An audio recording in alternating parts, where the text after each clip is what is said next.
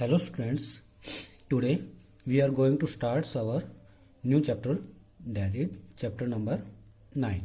Okay, chapter number 9. तो इस chapter में क्या पढ़ेंगे हम?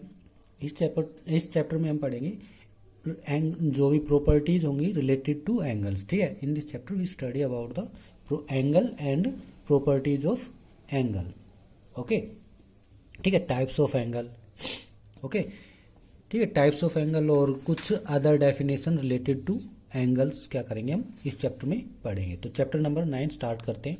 ठीक है, तो सबसे पहले तो जब हमें इसके बारे में एंगल ही पढ़ना है, लाइंस एंड एंगल्स. ठीक है, तो जब हमें एंगल के बारे में पढ़ना है तो सबसे पहले हमारे पास क्या क्वेश्चन होना चाहिए भाई, व्हाट इज एंगल. ठीक है, तो एंगल क्या होता है? एंगल. ठीक है, एंगल की डेफिनेशन पता होनी चाहिए हमें. तो देखो, एंगल इज शेप. ठीक है, एंगल क्या होगी? Angle is A shape formed by two ray और लाइन सेगमेंट. देखो, रे और line segment having same initial point.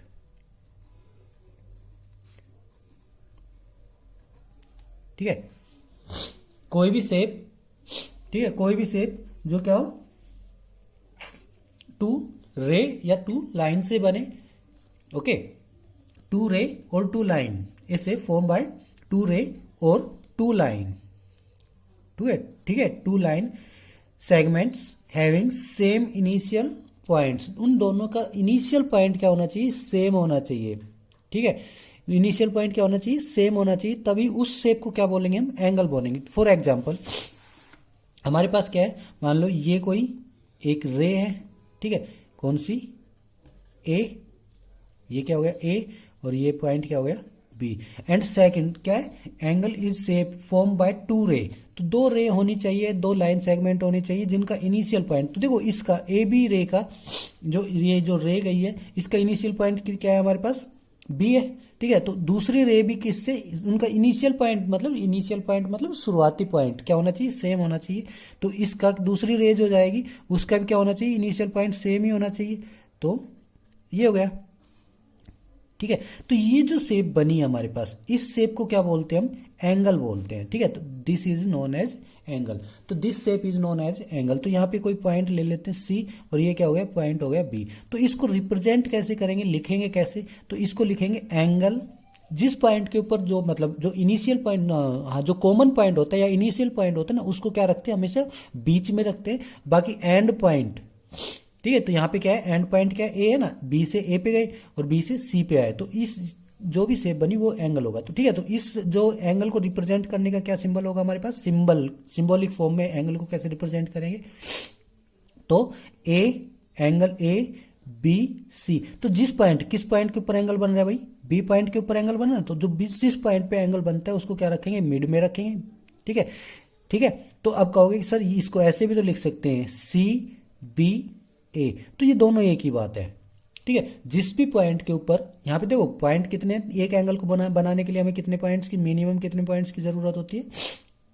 वैसे एक एंगल को बनाने के लिए हमें तीन ही पॉइंट की जरूरत होती है. ठीक है, हमेशा मिनिमम भी और मैक्सिमम भी. तो ये तीन पॉइंट है हमारे पास, ए बी और सी. तो इन पॉइंट से हमारे पास एंगल बन गया. तो ये एंगल किसको रिप्रेजेंट कर रहा है? ए बी सी लिखो तो भी एंगल बी को रिप्रेजेंट करेगा. ठीक है, जो बीच में जो नंबर आता है ना, जो बीच में आया, उसके ऊपर वो क्या करता है? इस भाई ये इंडिकेट करता है कि भाई पॉइंट बी पे एंगल बना हुआ है. ठीक है, ये सिंपल कहें तो बी क्या है? इनिशियल पॉइंट है. जो बीच में आता है ना, इनिशियल पॉइंट को हम क्या रखते हैं? बीच में रखते हैं. ठीक है, तो बी क्या होगा? इन दोनों रे का इनिशियल पॉइंट हो गया और इस शेप से एंगल बन गया. तो इस एंगल को कैसे रिप्रेजेंट करेंगे? ए बी सी या सी बी ए. ये पॉइंट हमेशा बीच में रहेगा. ठीक है, तो एंगल को रिप्रेजेंट करने का. और अगर एक पॉइंट पे सिर्फ एक ही एंगल बन रहा हो तो इसको आप डायरेक्ट ये भी कह सकते थे, एंगल बी. बाय चांस हमें ये इस नोटिफिकेशन की जरूरत क्यों पड़ी भाई? यहाँ पे एक लाइन के ऊपर एक पॉइंट के ऊपर दो एंगल भी तो बन सकते हैं. ये कोई हो गई हमारे पास लाइन सेगमेंट. ठीक है, और ये कोई बी पॉइंट हो गया, एंड पॉइंट ना होके ये क्या हो गया? बी पॉइंट हो गया. तो इस रे, देखो ये बी पॉइंट इस रे का भी हो गया, ये ए हो गया. और इधर से सी हो गया। तो इन दोनों का बी सी और सी बी ए दोनों का क्या हो गया, सेम इनिशियल पॉइंट है ना। और यहां से इस पॉइंट से एक लाइन और चली जाए, ठीक है, एक रे और चली जाए, इसको बोल देते हैं हम डी, ठीक है। तो अब देखो यहाँ पे बी पॉइंट के ऊपर कितने एंगल बन गए, एक तो ये एंगल बन गया भाई, ये भी तो एंगल है, टू रे हैविंग सेम इनिशियल पॉइंट। तो इन दोनों रे बी ए और बी डी, इस रे का, इन दोनों रे का सेम इनिशियल पॉइंट क्या हो गया, बी हो गया। तो बी पॉइंट पे एक एंगल ये बन गया, ठीक है। और बी पॉइंट पे सी बी और बी डी का इनिशियल पॉइंट क्या हो गया हमारे पास, एक ये हो गया। तो एक एंगल ये बना, दूसरा एंगल ये बन गया। तो अब इसको हम ये नहीं कह सकते भाई, हमें क्या करना है, एंगल वन को रिप्रेजेंट करना है। तो इसको सिंपल ऐसे नहीं लिखेंगे। अगर एक पॉइंट पे एक ही एंगल बनेगा तो हम इसको ऐसे लिख सकते हैं भैया, एंगल बी भी लिख सकते हैं इसको, ठीक है, एंगल बी भी लिख सकते हैं, क्योंकि इस पॉइंट के ऊपर अकेला ए बी ये वाला एंगल ही बन रहा है हमसे, ठीक है। लेकिन इस पॉइंट पे तो अब क्या हो गया हमारे पास, दो एंगल बन गए, ठीक है। तो इनको हम क्या नहीं कह सकते, एंगल बी की फॉर्म में नहीं लिख सकते कि भाई अगर मैंने यहाँ पे लिख दिया एंगल बी, तो अब एंगल बी इसको कह रहे हैं या इसको कह रहे हैं, समझ में कंफ्यूजन हो जाएगा ना। तो इसलिए जब ऐसी सिचुएशन आ जाए तो उसमें, इस सिचुएशन में इन ऐसी नोटिफिकेशन का हम यूज करते हैं, ठीक है। तो एंगल को इस फॉर्म में हम क्या करते हैं, नोटिफाई करते हैं, ठीक है। तो एंगल वन को क्या लिखेंगे, एंगल वन मीन्स ये वाला एंगल, तो इसको क्या लिखेंगे, या तो आप इसको एंगल ए बी डी लिखो, जिस पॉइंट के ऊपर एंगल बन रहा है वो बीच में रहेगा, ठीक है। तो बी आ गया, ओके। या इसको D A B, angle D B A लिखो, ओके। सेम एंगल टू को क्या लिखेंगे, angle two equal to angle D B C, D B C, okay. And same angle C B D, C B D, तो यही angle represent होता है, ठीक है। तो ऐसे हम क्या करेंगे, एंगल को नोटेशन देंगे, ओके। तो ये क्या थी, हमारे पास एंगल की डेफिनेशन थी, ओके, ठीक है। आई होप डेफिनेशन समझ में आ गई होगी आपको। अब क्या आता है हमारे पास, टाइप्स ऑफ एंगल, ठीक है, टाइप्स ऑफ एंगल। तो टाइप्स ऑफ एंगल क्या होते हैं हमारे पास, फर्स्ट टाइप, भाई एंगल कितने टाइप्स के हो सकते हैं। तो सबसे पहले एक्यूट एंगल, एक्यूट एंगल। तो एक्यूट एंगल क्या होते हैं भाई, एक्यूट एंगल क्या होता है, एंगल, ठीक है, which is angle less then 90 degree. 90 degree से लेस जो भी एंगल होंगे ना, उनको क्या बोलेंगे हम, acute angle. For example 25 degree क्या है, 90 से कम है, ठीक है, लेस देन 90 है, तो इसको क्या बोलेंगे हम, acute angle. 50 less than 90 acute angle, 89 less than 90 acute angle, ठीक है। तो जितने भी एंगल, जो भी एंगल क्या होंगे, लेस देन 90 होंगे, उनको क्या बोलेंगे हम, एक्यूट एंगल बोलेंगे, ओके, ओके। उसके बाद सेकंड टाइप, ऑब्ट्यूस एंगल,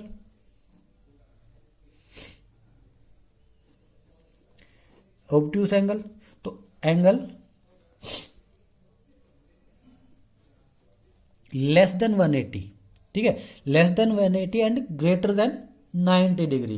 ये सिंपली कहें तो angle lies between 90 and 180 degree is known as obtuse angle. Means 90 से क्या हो, ग्रेटर देन हो, और 180 से क्या हो, स्मॉलर देन हो। तो उन एंगल्स को क्या बोलते हैं हम, ऑब्ट्यूस एंगल, ठीक है। तो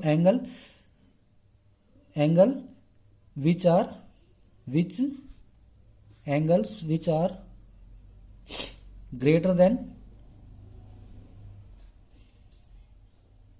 90 degree and less than 180 degree is known as, या are known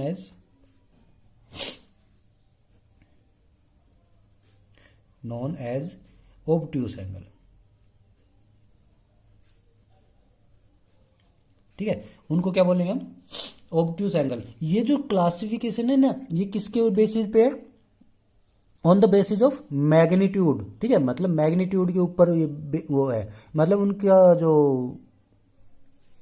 मेजरमेंट, ठीक है, मेजरमेंट कितना है, ठीक है। तो 90 से कम मेजरमेंट हो गया ना भाई 25, मेजर कर लिया ये एंगल कितने का है 25 डिग्री का है, तो इसका मेजरमेंट हमें पता लग गया।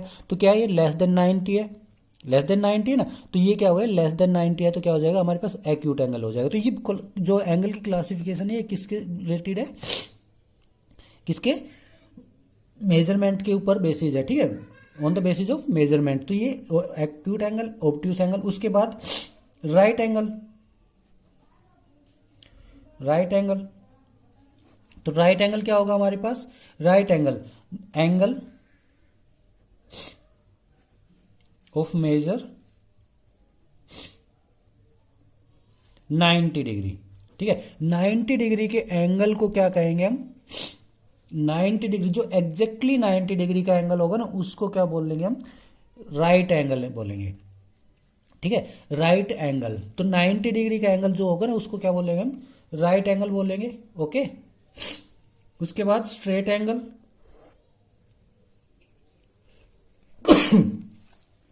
Straight angle,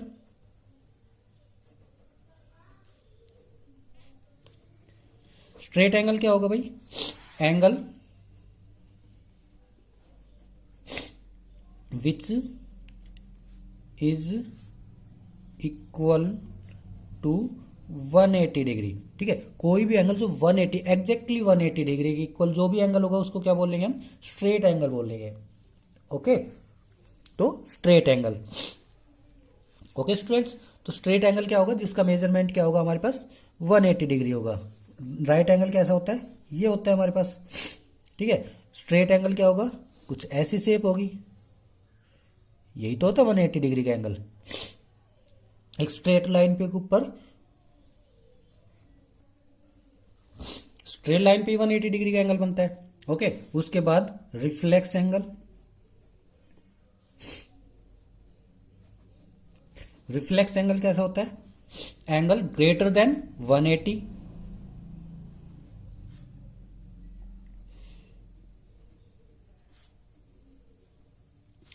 180 and less than 360 degree, ठीक है। 180 से क्या ग्रेटर देन हो और 360 से क्या हो लेस देन हो, तो उस एंगल को क्या बोलते हैं हम, क्या बोलेंगे हम, रिफ्लेक्स एंगल, ठीक है। तो एक्यूट एंगल, देखो एक्यूट एंगल की शेप कैसी होगी हमारे पास, ये जो है राइट एंगल कैसा होता है हमारे पास, कुछ इस शेप में होता है,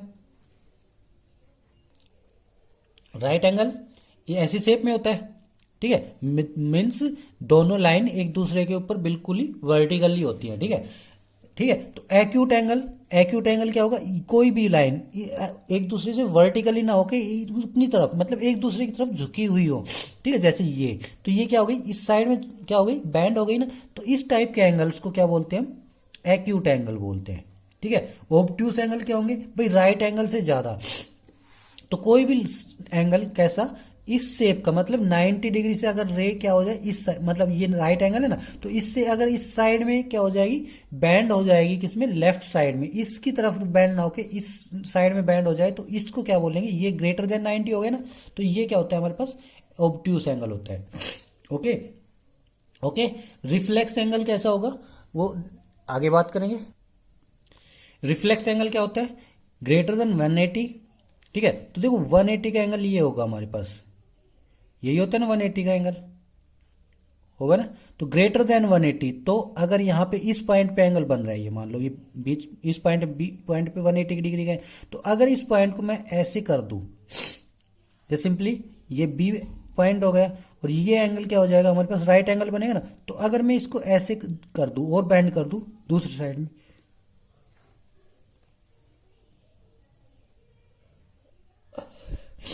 ठीक है, बैंड कर दिया हमने, तो ये क्या हो गया, ग्रेटर देन 180 हो गया ना, इसका मैग्नीट्यूड क्या हो गया, ग्रेटर देन 180 हो गया, तो ये क्या बोला जाएगा, रिफ्लेक्स एंगल होगा हमारे पास, ठीक है। Reflex angle greater than 180 and less than 360 is known as reflex angle, okay. तो ये हमारे पास कुछ एंगल की डेफिनेशन थी on the basis of measurement, okay.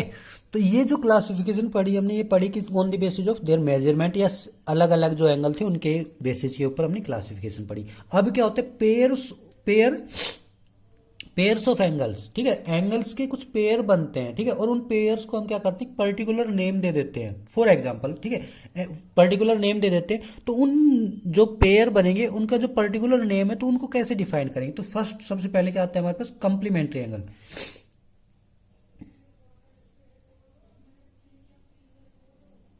Complementary angles, अब पेयर्स में होंगे तो मतलब मोर देन वन होगा, ठीक है, मीन्स टू में टू एंगल्स क्या करेंगे, एक साथ आएंगे, ठीक है, पेयर में एग्जिस्ट करेंगे वो। तो पेयर ऑफ एंगल क्या होते हैं, कंप्लीमेंट्री एंगल बोलते हैं एक टाइप के एंगल को, पेयर ऑफ एंगल को, ठीक है। कंप्लीमेंट्री एंगल क्या होते हैं, two angles are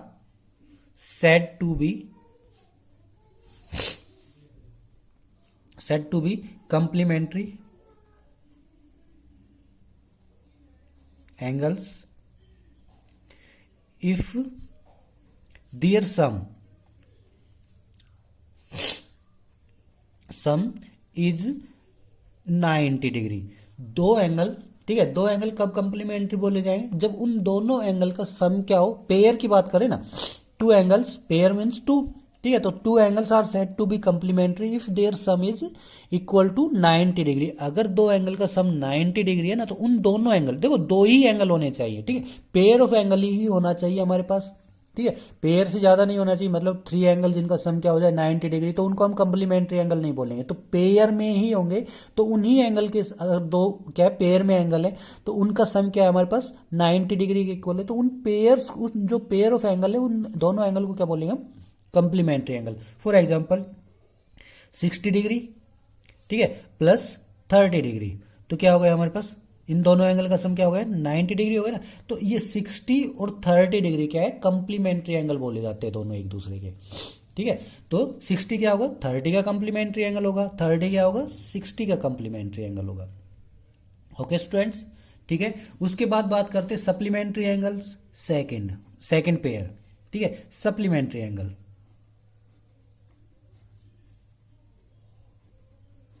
supplementary angles. तो सप्लीमेंट्री एंगल्स क्या होते हैं, देखो यहां पे सम क्या था 90 डिग्री था, तो कंप्लीमेंट्री एंगल, और क्या हो जाएगा अब, two angles whose sum is 180 degree, ठीक है, दो एंगल जिनका सम क्या हो 180 डिग्री हो, are known as supplementary angles, ठीक है, उनको क्या बोलेंगे हम, सप्लीमेंट्री एंगल। दो एंगल जिनका सम क्या हो 180 डिग्री हो, उनको क्या बोलेंगे हम, supplementary angle. For example 120 degree plus 60 degree equal to क्या हो जाएगा, इनका सम 180 डिग्री आ गया ना। तो ये दो एंगल, देखो पेयर ऑफ एंगल की बात कर रहे हैं हम, ठीक है, पेयर ऑफ एंगल, तो मीन्स मैक्सिमम कितने एंगल होने चाहिए हमारे पास, टू होने चाहिए, और मिनिमम भी कितने होने चाहिए, टू ही होने चाहिए। तो टू एंगल ही होंगे ना, तभी उनको हम कंप्लीमेंट्री बोलेंगे, तभी उनको सप्लीमेंट्री बोलेंगे। लेकिन प्रॉपर्टी के अकॉर्डिंग अगर टू एंगल जिनका सम क्या है 90 डिग्री है, तो वो क्या हो जाएंगे, कंप्लीमेंट्री एंगल। अगर मैं कहूं भाई 60 degree plus 20 degree plus 10 degree, sum तो इनका भी क्या है 90 डिग्री के इक्वल है, लेकिन ये क्या हो गया, ट्रिपलेट बन गया, पेयर में नहीं है, थ्री एंगल्स हो गए, ठीक है, तो इनको कंप्लीमेंट्री एंगल नहीं बोलेंगे हम, ठीक है, इनको कंप्लीमेंट्री एंगल नहीं बोलेंगे हम, ठीक है, ओके, तो इनको कंप्लीमेंट्री एंगल नहीं बोलेंगे। तो पेयर ऑफ एंगल, ठीक है, हुज सम इज 90 डिग्री, तो वो क्या होंगे हमारे पास, कंप्लीमेंट्री एंगल होंगे। ओके, ऐसे ही सप्लीमेंट्री एंगल। हाँ, अगर कहेंगे भाई सप्लीमेंट्री एंगल, ठीक है, तो सप्लीमेंट्री एंगल सम कितना 180 के इक्वल हो, ओके, तो कंप्लीमेंट्री एंगल सप्लीमेंट्री एंगल हो गया हमारे पास। ओके, तो उसके बाद आता है हमारे पास एडजेसेंट एंगल, ठीक है भाई, एडजेसेंट एंगल किसको बोलेंगे,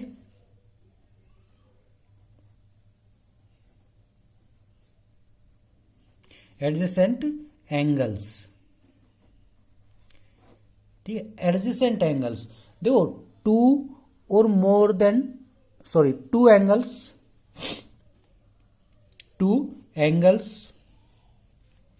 ठीक है, two angles having one common side.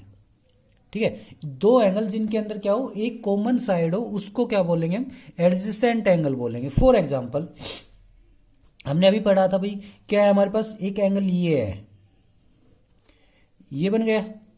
ठीक है, तो ए बी सी, ठीक है, तो एंगल ए बी सी हो गया। अगर इस बी पॉइंट के ऊपर एक एंगल और बना दूं, ये लाइन और ड्रॉ कर दी मैंने, तो ये क्या हो गया हमारे पास, डी पॉइंट हो गया। तो देखो ये वाला एंगल जो बना हमारे पास, ये वाला एंगल, तो देखो कौन कौन से एंगल बने, 1 और एक ये 2, ये वाला एंगल। तो क्या बन गया हमारे पास, एंगल ए बी सी। एक तो ये बना first angle, angle 1 equal to A B C, represent कर दिया। ठीक है, एंगल सेकेंड क्या बना हमारे पास, C, angle 2 equal to C B D, C B D, यही बना ना, angle 2 equal to C B D. तो देखो यहाँ पे इस एंगल को बनाने के लिए, फर्स्ट एंगल को बनाने के लिए हमारे पास कौन कौन सी साइड की जरूरत पड़ी, A B and B C, यही तो साइड जरूरी हो ना हमारे लिए एंगल 1 के लिए, A B and B C. इन दोनों की हेल्प से क्या किया हमने, एंगल 1 को कंस्ट्रक्ट किया। ठीक है, अब दूसरा एंगल, एंगल 2 बनाने के लिए हमें कौन कौन सी साइड, साइड बी सी और साइड डी बी। तो देखो इन दोनों में क्या हो गया हमारे पास, बी सी जो साइड है, ये वाली साइड क्या है, कॉमन है ना। ठीक है, तो ये दोनों, इन दोनों angle 1 and angle 2 have B C as a common side. तो वन साइड क्या हो गई, इन दोनों की कॉमन हो गई ना, कॉमन हो गई, तो इन दोनों एंगल को क्या बोलेंगे, एडजेसेंट एंगल्स बोलेंगे। ओके, तो ये क्या हो गया हमारे पास, एडजेसेंट एंगल्स।